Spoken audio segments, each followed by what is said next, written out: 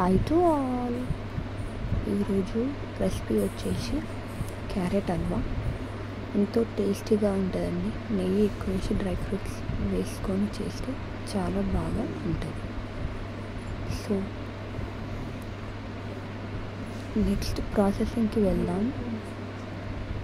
And first carrot తురుము, and second చక్కెర and dry fruits, నెయ్యి అండ్ మిల్క్.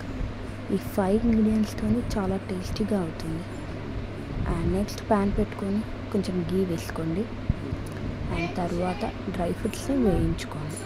నా దగ్గర ఓన్లీ బాదామే అవైలబుల్గా ఉంది, సో ఇంట్లో ఉన్న దాంట్లోనే చేస్తున్నాను. ఇంకా ఏ డ్రై ఫ్రూట్స్ అయినా వేసుకోవచ్చు, ఇంకా టేస్ట్ అనేది చాలా బాగుంటుంది. అండ్ ఇది కంప్లీట్గా మంచిగా వేగాలి. వేగితేనే ఆ నెయ్యి ఫ్లేవర్ అనేది తెలుస్తుంది.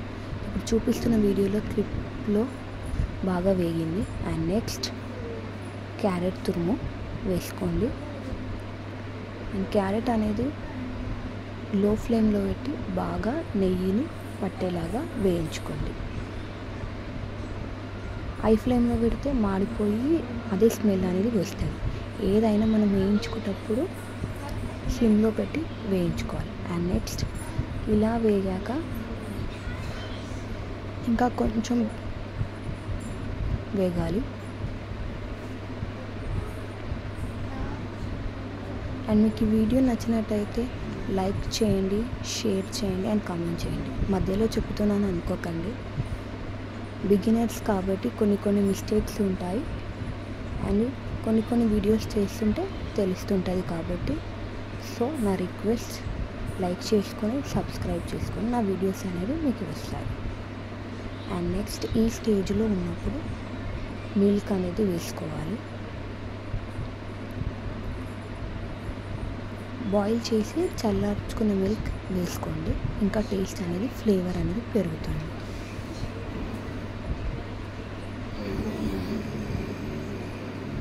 అండ్ నెక్స్ట్ మిల్క్ అనేది బాగా అబ్జర్వ్ అయ్యాక ఇలా ఉంటుంది అలా.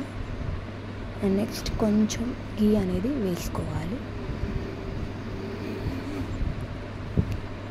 అండ్ నెక్స్ట్ షుగర్ అనేది మెల్ట్ అవుతుంటే స్మెల్ అనేది చాలా బాగా వస్తుంది. అండ్ నార్మల్గా మనం హల్వా చేసుకునే బదులు ఇలా ట్రై చేస్తే కూడా చాలా బాగుంటుంది. అండ్ సో నెక్స్ట్ షుగర్ వేసుకున్న తర్వాత షుగర్ అనేది ఇలా మెల్ట్ అయ్యి తెలుస్తుంది. అండ్ కొంచెం గీ వేసుకోండి. గీ ఎంత వేస్తే అంత స్వీట్కి అనేది ఫ్లేవర్ చాలా బాగుంటుంది. సో గీ వేసుకోండి అండ్ మిక్స్ చేస్తూ ఉండండి. అండ్ లాస్ట్లో డ్రై ఫ్రూట్స్ వేసుకుంటే మనకు ఎంతో టేస్టీ అయిన హల్వా రెడీ. సో మీకు ఈ వీడియో నచ్చినట్టయితే లైక్ చేయండి, షేర్ చేయండి, కామెంట్ చేయండి. Bye friends.